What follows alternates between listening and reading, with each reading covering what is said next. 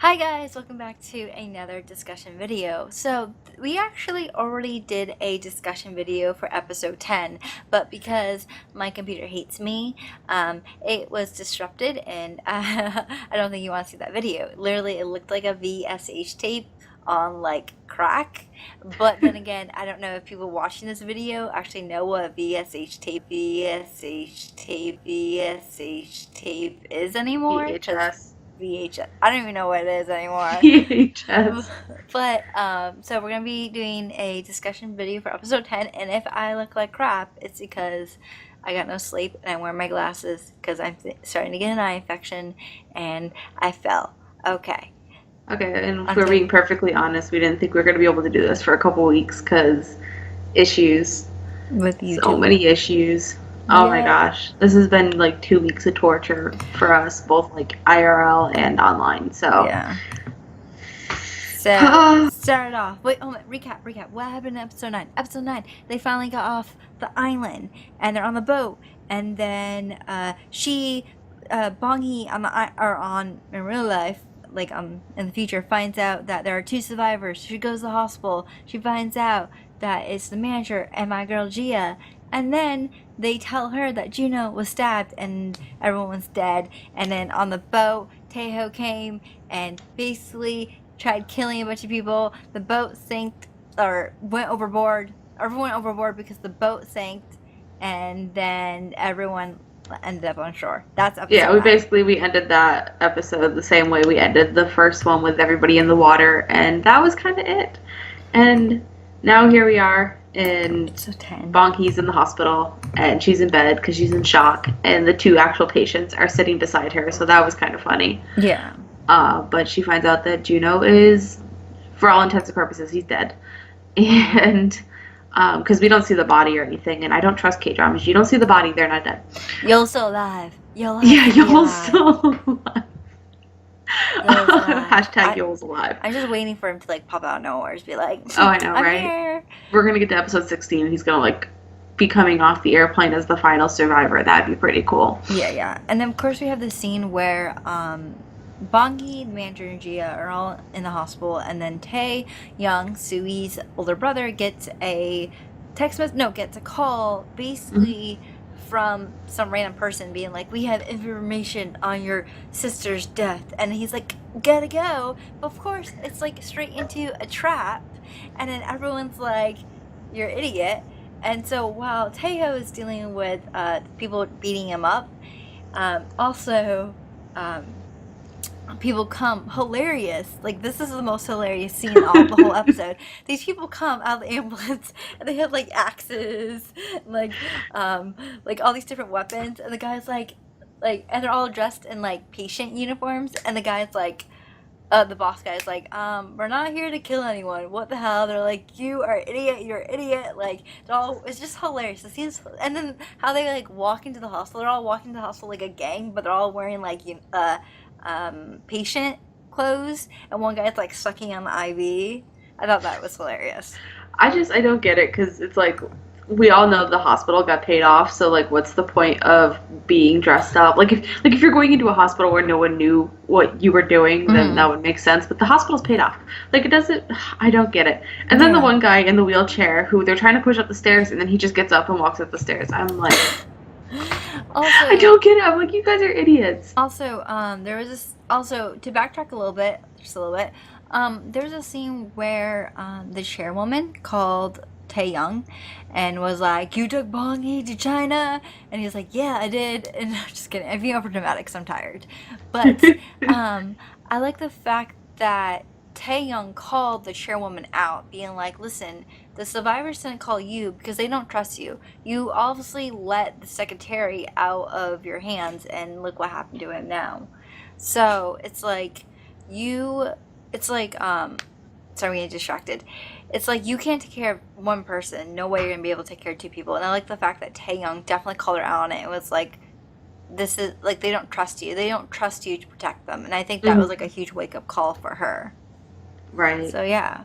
But I like the whole like hospital scene, even though it's supposed to be like suspenseful and everything. No, it's And hilarious. unfortunately, it ends in Ki-jun and Gia and getting captured. Just the No, wait, whole hold on, kind. wait. Hold on. Can I just talk about the fact that there was a scene where some guy was going out holding a picture and trying to find them, and then he grabbed Gia and looked at it, and he's like, ah, no, not you. And Gia's like, she was like so She's offended. offended, She was like, how dare you not know who I am? And then right? the manager goes, and the manager's like, if they can't recognize Gia, they will not recognize me. And then the manager, they're like, oh, we have. And the manager's like, oh shit. And then of course Gia like punches him out, and it's like, are you kidding It's me? me. And the manager's like, don't worry, Gia. You don't worry, Gia. You look prettier in person. And I was like, ah, I love you too. And also, I just want to talk about the fact that I love the fact that Gia kicks ass.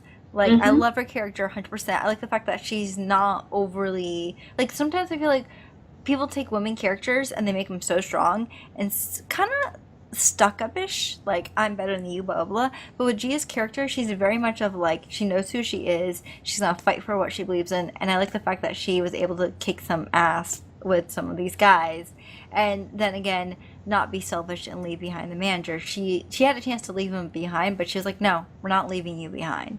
And then of Oh, course, oh, go ahead, Sam. I was gonna say, and then we have Bong Hee, I who was gonna finally say, got to punch Choi Tae-ho, and I was so happy because it's like we have strong female characters, and like they're not afraid to stand their ground, and I'm glad that like even though everyone and their brother freaking tried to take out Choi Tae-ho, and it was Bong Hee who did it ultimately.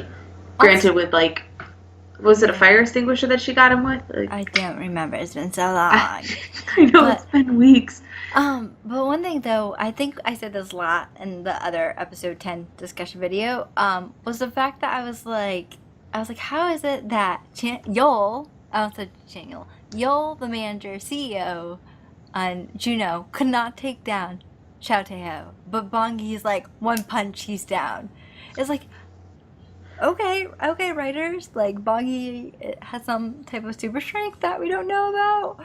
Um, but then, of course, like you said, the manager and Gia gets taken. And at first, I was like, no way is the manager going to go along with this like evil CEO Jang's plan. But of course, CEO Jang knows his kryptonite, knows that the fact that Gia is the one he's going to protect no matter what. And the minute that he started threatening Gia's life and started threatening the fact that that they'll take down her mom, who's been borrowing money from the company, and they will make sure Gia never works again. He was like, he switched like that, and it sucks Mhm. because I know the fact that he did not want to switch for Juno. Like I feel like him and Juno are like brothers, and to know that he had to betray his brother probably really sucked. Right. And then it also sucked too because Bong Hee is getting blamed for everything that happened at the hospital. Because when they go back Mm. in, when the police finally show up, because everybody kind of figures out what's going on, Mm. everything's cleaned up. It's gone. And like, and I understand like the hospital being paid off and no one saying anything, but what really frustrated me was like none of the patients said anything. Yeah. Like nobody was like, "Hey, there are these weirdos who came in and like destroyed the place," and everybody was running around. Like nobody said Mm-mm. anything. No one And that did. didn't make any sense to me whatsoever. But Yeah. again, we're living in K drama land where not a whole lot makes sense. So for the sake of the I mean, story, honestly, if I was a CEO and I needed to get Gia and the manager out, what I would do is I would pay someone to go in there, drug them, and hmm just wheel them out.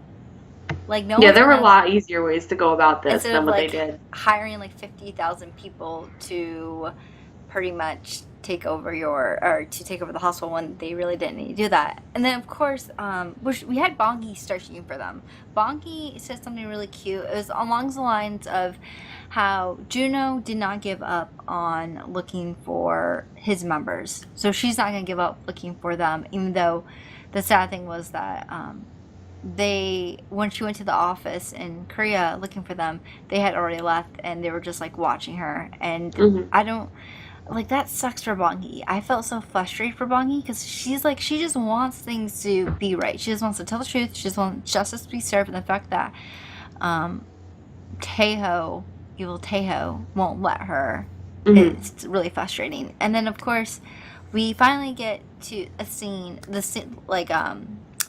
where everyone like the I forgot what it's called, a conference with Secretary Juno or not Juno, sorry, he's not there. Secretary Chateho, also Gia and the manager, and they all say that Juno is a murderer. But one thing I want to add is I love the fact that the manager kept on slapping Chow Tae-ho. I was like, yes. I was like, thank you. Right. And then, I mean, I guess it sucks though, but then again, for them, I think it makes sense the fact that they, I mean, what else can they do? What can the manager do? There's nothing that the manager can do. There's nothing that Gia can do. They just have to go along with this plan, which sucks. And then, of Right. course, I think it's this. We got a scene with manager Juno. It was a flashback, and it was where Juno was drinking, and the manager was like, "Oh, we're drinking also," and so it seems like a very I'm sorry, guys. I'm tired. Lighthearted. Lighthearted scene, but in reality, and the end of it is really sad because you can see Juno struggling with the death of his friend because he does want to take responsibility of it. But then again, the manager's there wanting to help him but not knowing what to do, and that literally broke my heart. I was like, no. Right. And I mean, it sucks because Bong Hee is so adamant in, at least when it comes to Juno, that he did nothing wrong. But at the same time, you kind of have to look at the perspectives of everybody else. Like for the, the head of the investigation team, Juno's dead. Like, he's not there. He's nowhere to be found. He's the easiest scapegoat. And although I'm not, like, defending what they've done, it makes sense. It makes sense for everybody involved that you put it on him because nobody gets hurt, I guess, is the best way to do it. Because Gia's life is saved. Everybody kind of gets off with what they're getting off. Not that they should. But he's the easy target. Yeah. And at least Bong Hee's let off the hook with all of this, too, because originally she was considered the accomplice. Yeah. And now, like, they're leaving her alone. Also, we had a scene where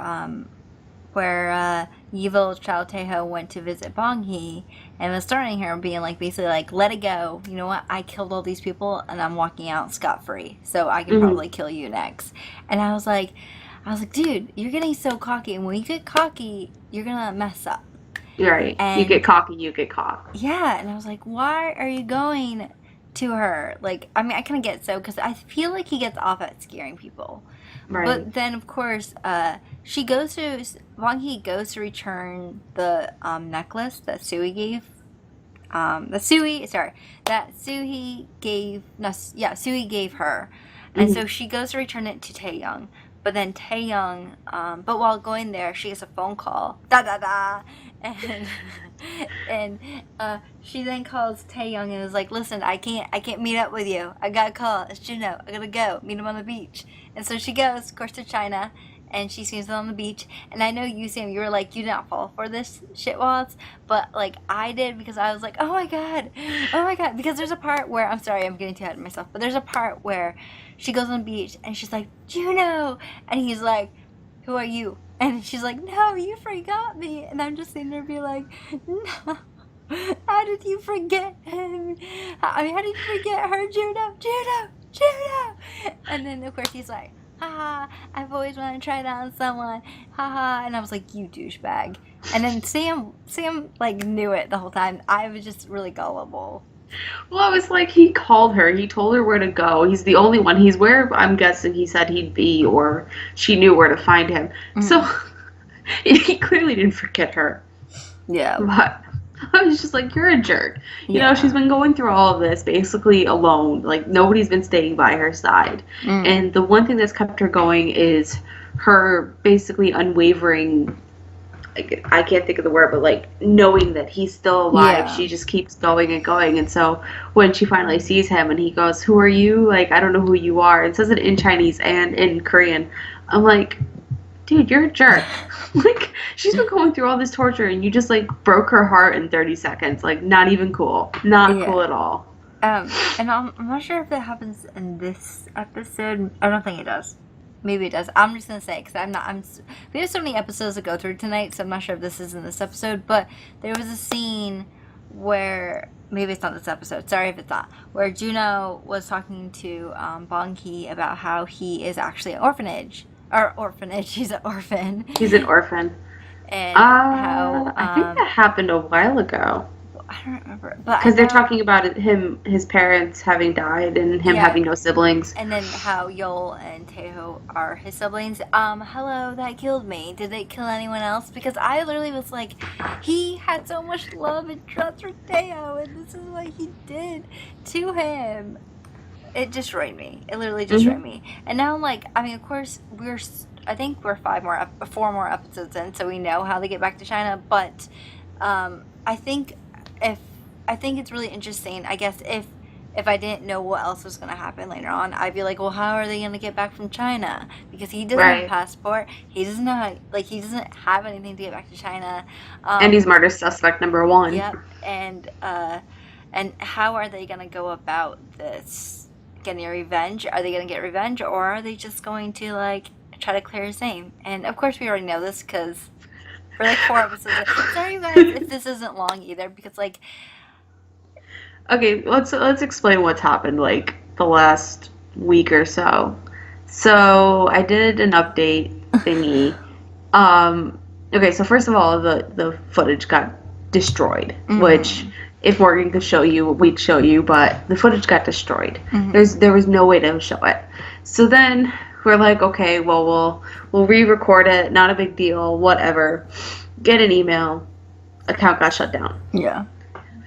So now we've got to figure out what we're going to do about our account getting shut down.